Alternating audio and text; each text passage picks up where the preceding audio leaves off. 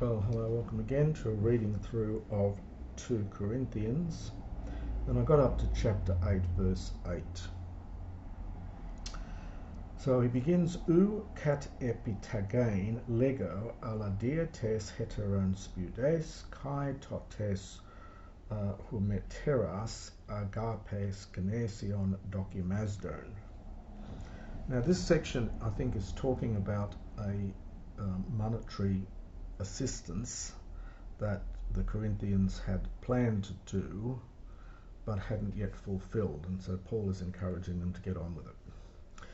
Now he begins with this phrase kat epitagain. This is a Pauline expression. Paul often says that certain things, according to him, have come to him directly from God and therefore must be obeyed, and other things are kat epitagain or ou kat epitagain, so not by way of command. In other words, it's just Paul's opinion or Paul's advice to them. And this is a Pauline expression here.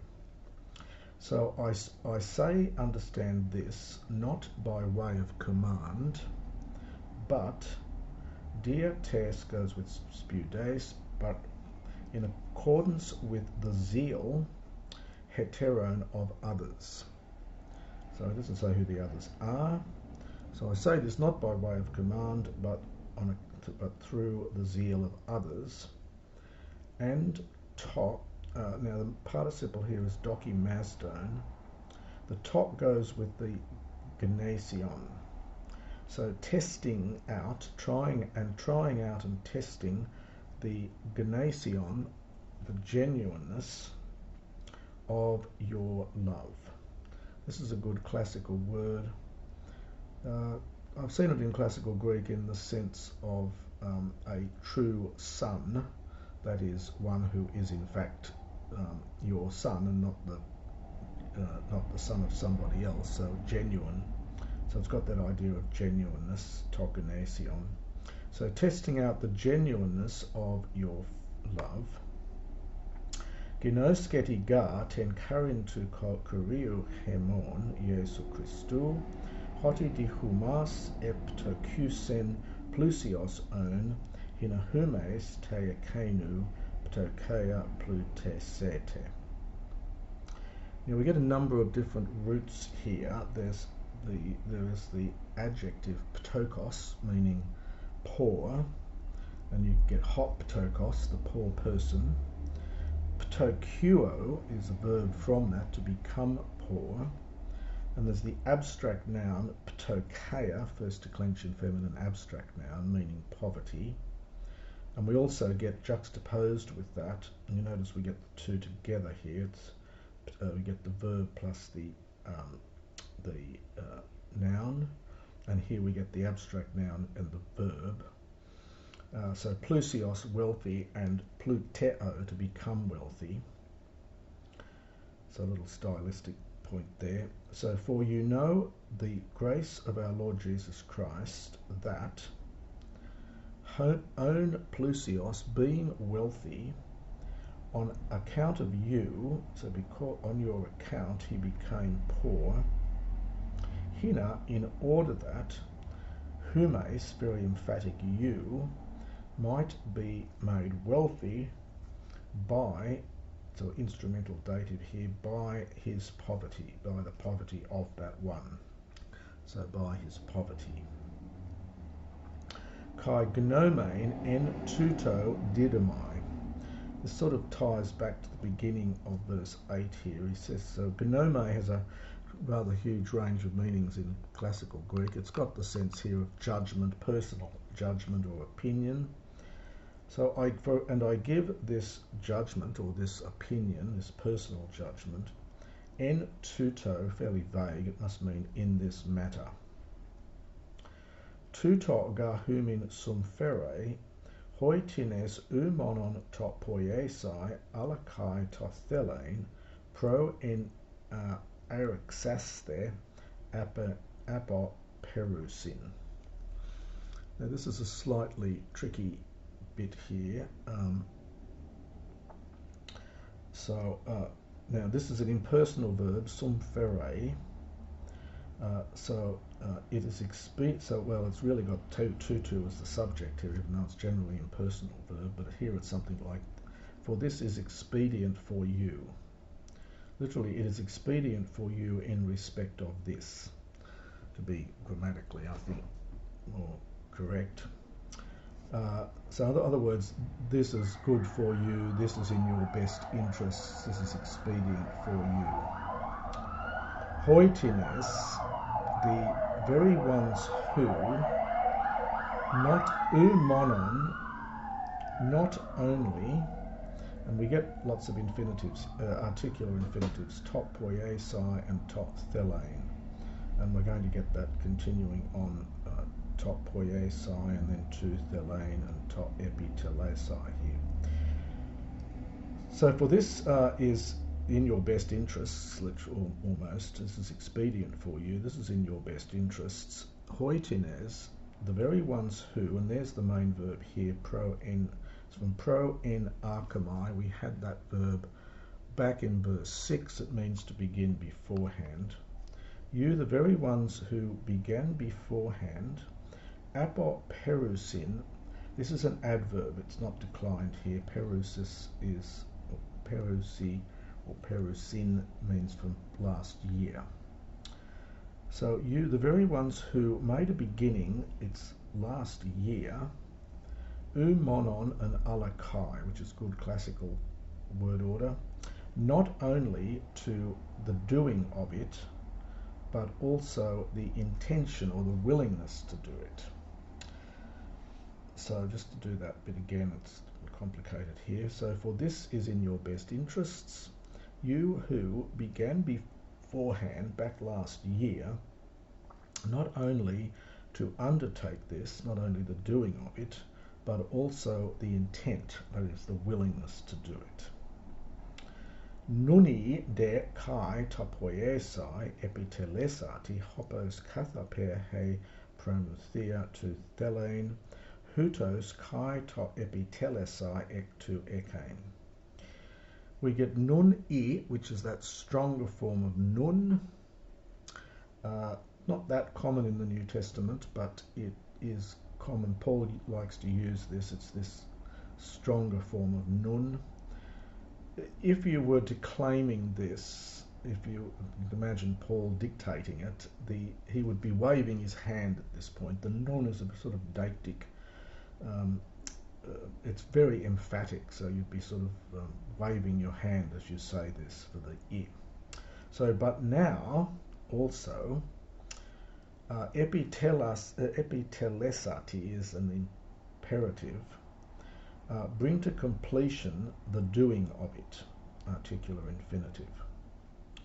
So that kath aper, just as, now there's no verb here, you've got to understand there was, the eagerness so as to be willing to do it.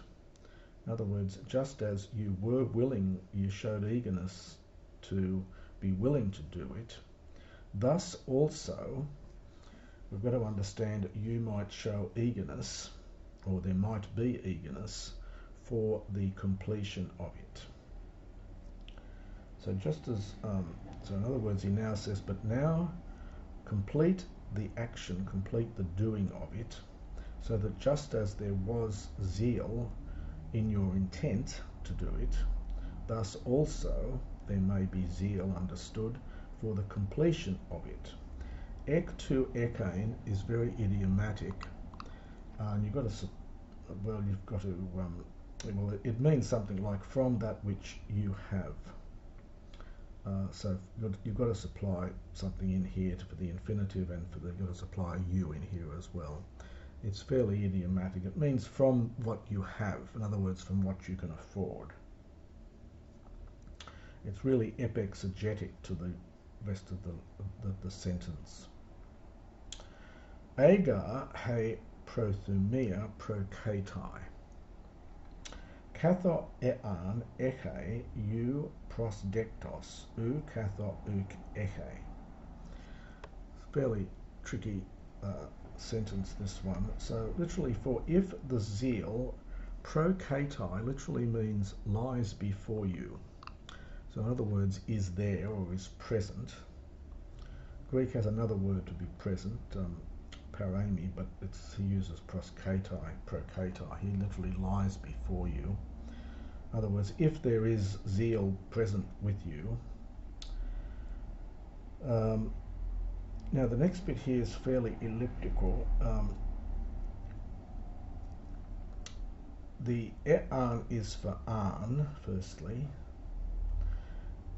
You have to supply something like the gift is euprosdektos. Euprosdektos means acceptable. It's from eu plus pros plus dechomai. Prosdechomai is to receive, and the eu means well, to receive well, and hence be acceptable. So it's something like the gift is understood as acceptable. Katho an eke, literally according to what someone, you've got to supply tis, according to someone, what someone might have. But understand the gift is not, but not according as, but not according to what someone does not have. And we've gone from the subjunctive back into the indicative here. It's fairly elliptical. I'll do this bit again. So for if there is zeal present with you, then the gift, in other words, if you're prepared to give this, if you're still keen to give this, then the gift is acceptable according to what someone might have, but not according to what someone does not have. Uga hina alois anesis humin thlipsis. So he goes on to explain, explanatory ga here, so he goes on to explain what he means. So uga hina alois anesis humin thlipsis. Let's do that bit first. For, now when you see hina, again you've got to supply something. Paul leaves so much out. It's something like, I do not say this in order that. So it's almost like in English, it's like our expression, it's not a case of. But so I do not say this in order that, understand, it might be anesis, relief to others, but athlipsis, but tribulation to you. Anesis is connected with anhiemi, to relieve, to let loose, and hence the anesis becomes the third declension, feminine abstract noun meaning relief. So not that it might be a relief to others, but a debt would have been nice here, but a tribulation to you. But ex is sotetos, but by means of equality. Or perhaps I say this from a sense of equality. Isotetos, genitive from isotes, which I think we get down here, is the nominative, third declension noun. Connect, it's connected with isos, equal. So it's by way of equality. So I do not say this that it might be a relief to others, but tribulation to you, but resulting, but something which will come from equality. Ento nun kairo to humon perissuma es to ekanon husterema, hinakai to ekanon perissuma genetai es to humon husterema, hopos genetai isotes. I'll just pause it there.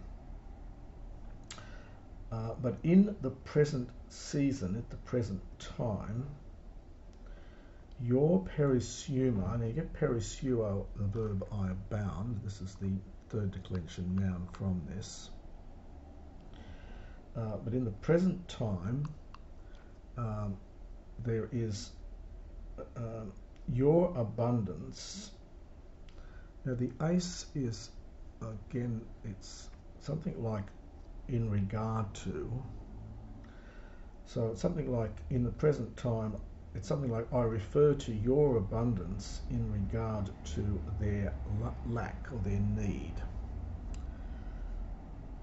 So we could say, understand, I refer in this present time to your abundance. It's almost compared to, or in regard to, or compared to the hysterema, the falling short of them, so their need.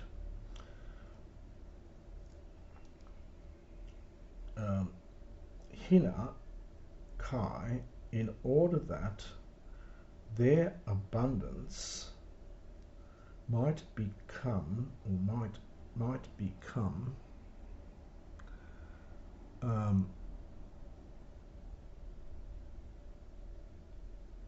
literally to your need.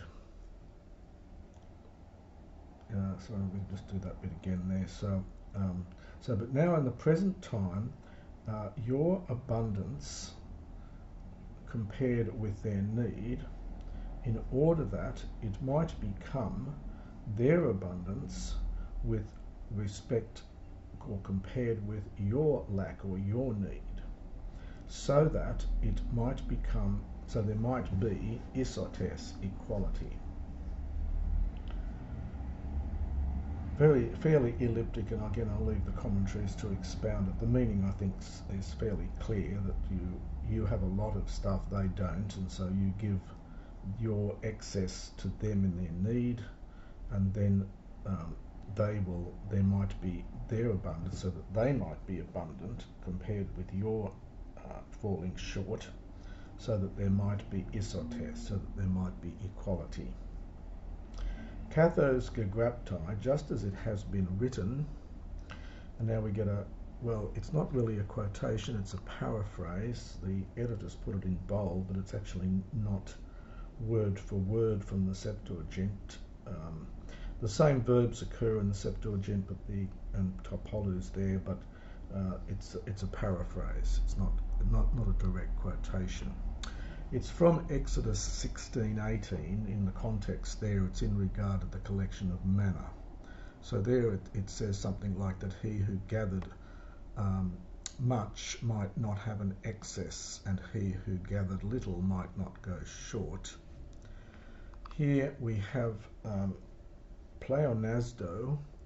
Pleonasdo normally means to increase. Here it seems to have the sense of, and in the Septuagint, to have too much. And this is from elatonio.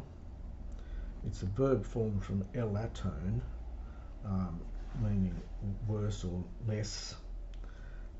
And elatonio is to be inferior. It's a post-classical word. It occurs a few times in the Septuagint. I think it's only here in the New Testament. And that's because it's a quotation. So elatonio. So literally, for the one, understand, who has topolu much, ou pleonasen, did not have too much, and the one, understand, having to oligon, little, ou elatonesen, did not have too little, literally did not go short. And that is this next section of chapter 8.